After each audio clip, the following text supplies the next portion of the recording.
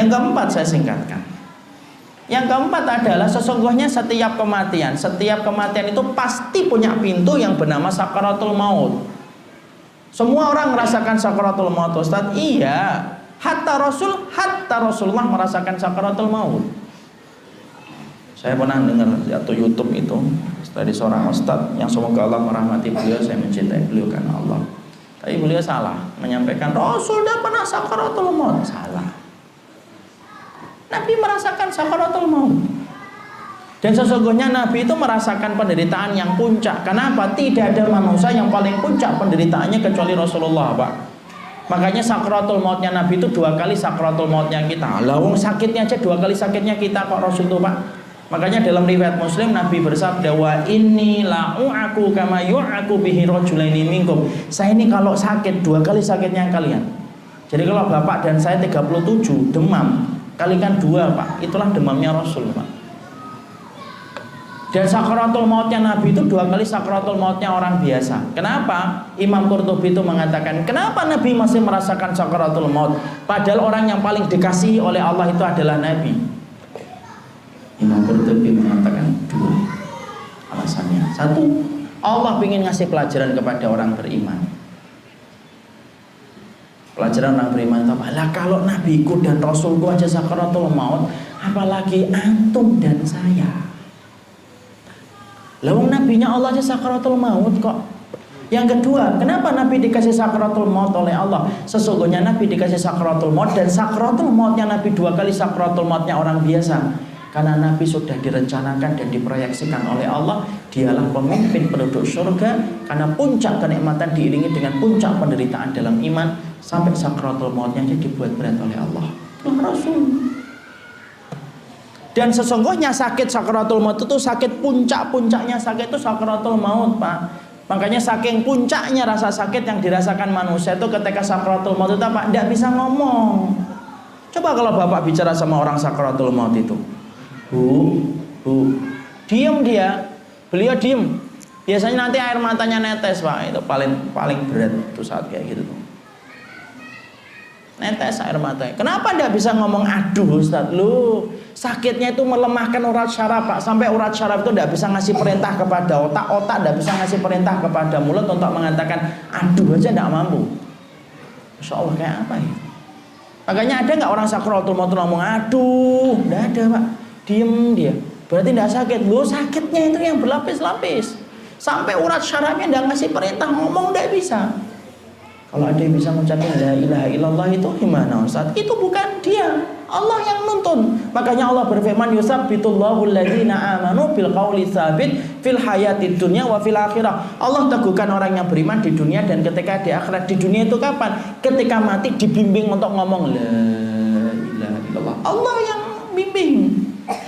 Tapi manusianya tidak bisa apa-apa, diem dia, Pak. Tatapannya kosong.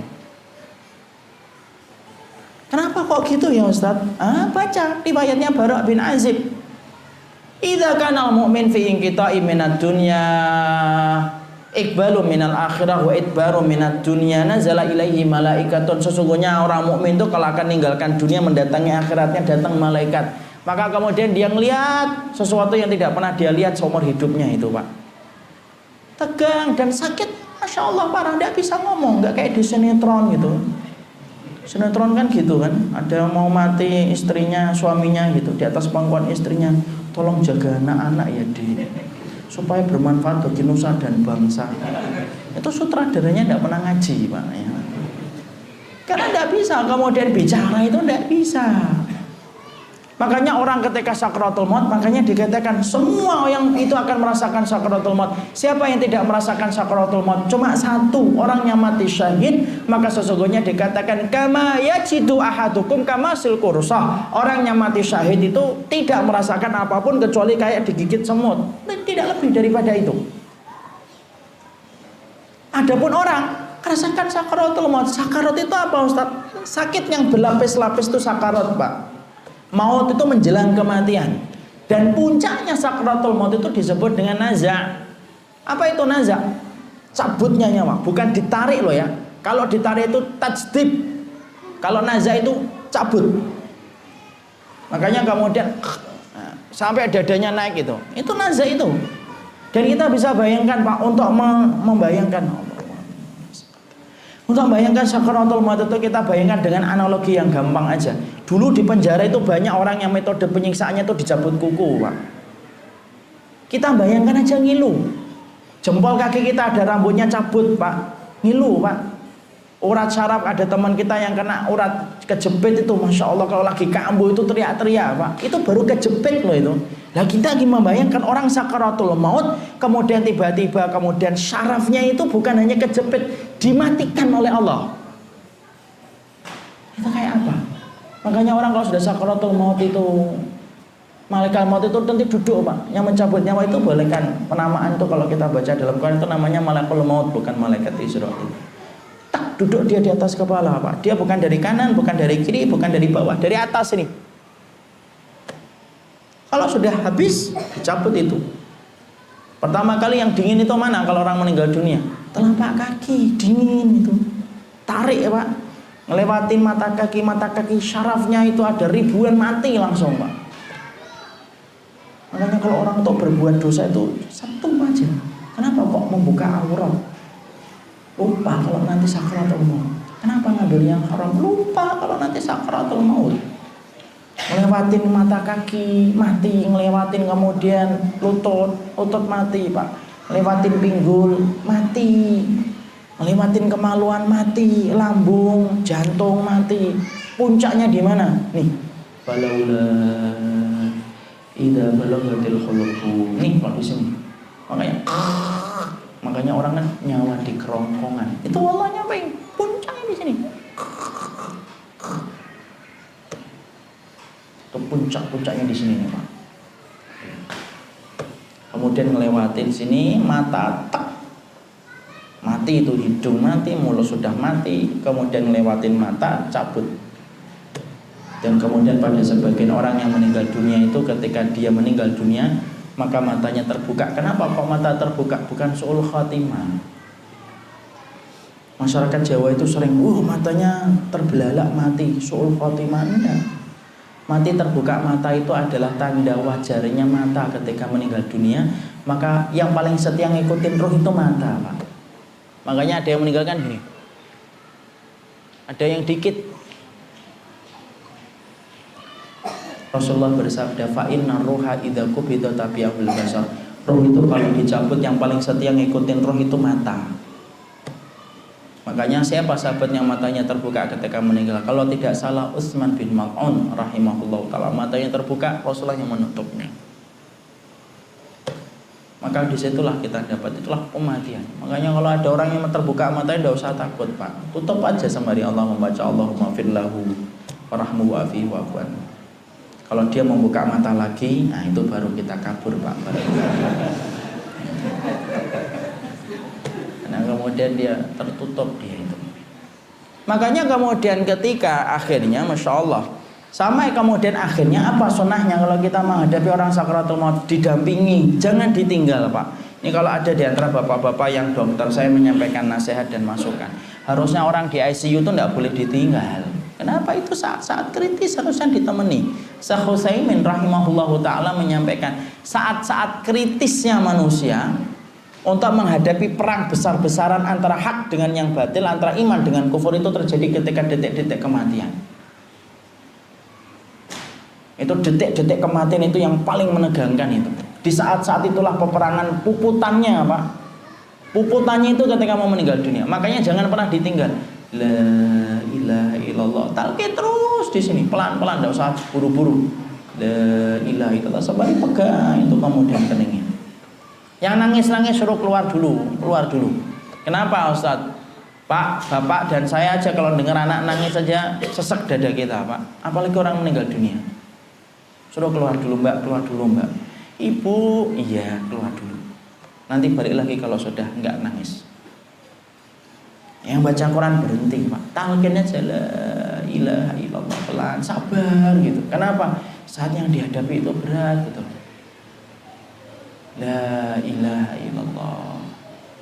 Nanti kalau sudah mengucapin la ilaha illallah sudah, baru kemudian ketika sudah mengucapin la ilaha illallah, baru kemudian itulah tanda kegembiraan yang Allah berikan. supaya dia mendapatkan kebaikan akhirat. Kalau sudah mengucapin la ilaha illallah Ustaz, sudah, tidak usah ditalkin lagi. Ayo baru 1 kali Bu, 3 kali ganjil, Allah senang yang ganjil, tidak usah gitu. Cukup sekali saja. Ya. Dan kalau sudah mengucapin la ilaha illallah, tidak usah diajak ngobrol. Alhamdulillah ya Bu, iya nak, nah, itu talqin lagi.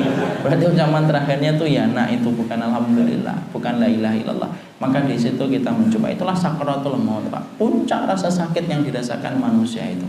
Makanya ketika dicabut, naik itu ke langit 1, langit 2, langit 3, langit 4, langit 6, sampai langit yang ke-7 Sidratul Muntaha. Tidak dibukakan langit yang ke-7, Allah menyampaikan aiduhu ilal ardi, aiduhu, kembalikan dia ke bumi, di situ akan menciptakannya dan di situ akan membangkitkan kembali, dikembalikan ke bumi. Dan itu panjang akhirnya hadisnya itu. Tapi disitulah kita paham, semuanya pasti merasakan sakaratul maut. Bedanya kita dengan ikhwan-ikhwan kita yang sudah meninggal dunia itu cuma satu, waktunya saja. Kalau kemarin kita mendapati ada ujian Ustaz Fathur Rahim, itu buat putranya yang semoga Allah merahmati dan mengampuni dosa-dosa putranya beliau. Itu hanya waktu saja, sudah ditetapkan oleh Allah. Dan kita akan merasakan. Lah kalau orang itu emang kalau pas tabrakan itu Ustaz, apakah merasakan sakaratul maut? Iya. Daripada nanti ada yang nanya, saya jawab dulu ya. Kalau ada orang yang tabrakan terus kemudian langsung meninggal, kapan sakaratul mautnya Ustaz? Loh, jawabnya dengan kias yang paling gampang. Bapak tahu nggak, kalau bapak dan saya kadang-kadang pernah nggak kita ngelewatin tidur itu ketindih? Pernah nggak ketindih? Kalau kita ketindih itu, istri kita yang di samping kita melihat kita itu kayak orang ketindih atau kayak orang tidur? Kayak orang tidur kan? Baru setelah kita gitu, baru istri kita, kenapa mas ketindih ya? Dengan gitu. Tapi ketika kita ketindih, istri kita ngelihat kita itu ketindih atau tidur biasa? Tidur biasa. Mata kita Pak sering ini bulu ini langsung mati Ustadz. Iya, itu pandangan mata kita, tapi pasti merasakan sakaratul maut. Nabi itu shadiqul masduq, Nabi itu ucapannya benar dan dibenarkan oleh Allah. Tidak mungkin. Oh, ketika Nabi mengatakan semua orang itu sakaratul maut, kemudian ada orang yang tidak merasakan sakaratul maut. Tidak ada, semuanya ngerasain itu. Jadi kalau ada ikhwan tertabrak, kemudian langsung jatuh meninggal, itu pandangan kita saja yang mengatakan ini tidak sakaratul maut. Padahal dia pasti merasakan sakaratul maut itu. Itu pasti. Cuma pandangan mata kita yang sering nipu. Nanti kalau ada yang sering nanya ini, kalau mati suri gimana? Ah, sebelum ada yang nanya saya jawab lagi. Ya. Mati suri gimana? Ustaz? Ada mati suri Pak. Karena sesungguhnya mati suri itu Allah sudah menerangkan dalam surat Al-Mulk. Alladzi khalaqal mauta wal hayata liyabluwakum ayyukum ahsanu amala. Allah itu menciptakan hidup dan mati. Allah cuma menciptakan hidup dan mati. Berarti tidak ada mati. Antara hidup dengan mati itu tidak ada. Berarti kalau ada yang mati suri itu sebenarnya belum mati. Cuma karena kelemahan kita, mata kita, lemahnya dunia medis, maka menganggapnya itu mati padahal belum mati. Karena Allah jelas mengatakan Allah yang menjadikan hidup dan mati. Dan Allah tidak pernah mengatakan hidup, mati, dan antara hidup dan mati. Allah tidak pernah mengatakan itu. Makanya kemudian disitulah sifat yang keempat, kematian itu melewati sakaratul maut.